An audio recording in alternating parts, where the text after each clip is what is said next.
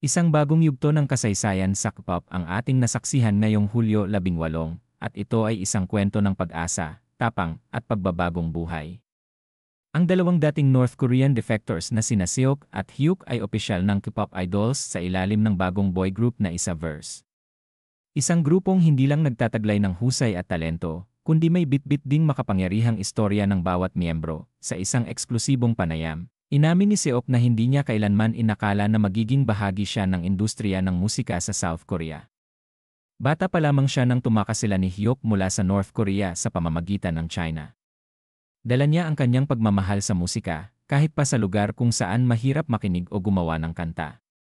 Noon pa man sa North Korea, sinusulat ko na ang mga lyrics ng mga kantang tungkol sa ina, sa pangungulila at hanggang ngayon, binabalikan ko pa rin ang mga sulat na yon, ani Seok. Para sa kanya, ang pagdating sa South Korea ay parang pagkakapanganak muli, isang panibagong buhay at pagkakataong mangarap, samantalang si Hyuk, natuklasan lamang ang kanyang talento sa musika nang makarating na siya sa South Korea. Hindi niya raw talaga nabigyang pansin ang musika noon dahil sa hirap ng buhay at kapaligiran sa North Korea. Pero nang siya ay nasa high school na, doon niya nadiskubre ang hilig sa pagrarap at doon na rin niya sinimulan ang landas patungo sa pagiging performer. Para kay Hyuk, hindi lang nila nais magtagumpay sa K-pop, gusto rin nilang maging inspirasyon sa kapwa nila North Korean defectors at sa lahat ng taong natatakot pang mangarap.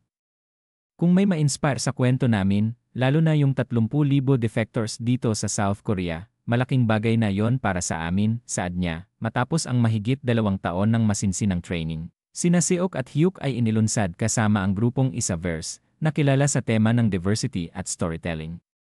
Bukod sa kanila, bahagi rin ng grupo sina Aito, isang Japanese-Korean, Kenny, isang Chinese-American, at Nathan, isang American na may dugong Lao at Dai.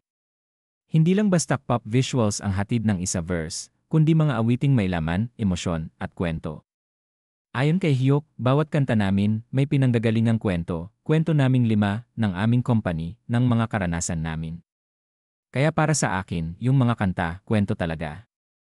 Ito ang kauna-unahang pagkakataon na may mga North Korean defectors na naging bahagi ng isang K-pop group at hindi lang basta sumali, sila pa ang mga mukha ng pagbabago at pag-asa.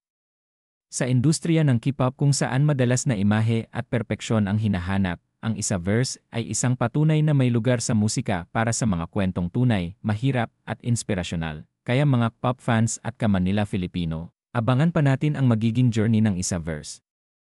Mula sa pagtagas sa dilim, ngayon ay may spotlight na ang dalawang dating walang boses, at sa wakas, naririnig na ang kanilang tinig. Ask Chat.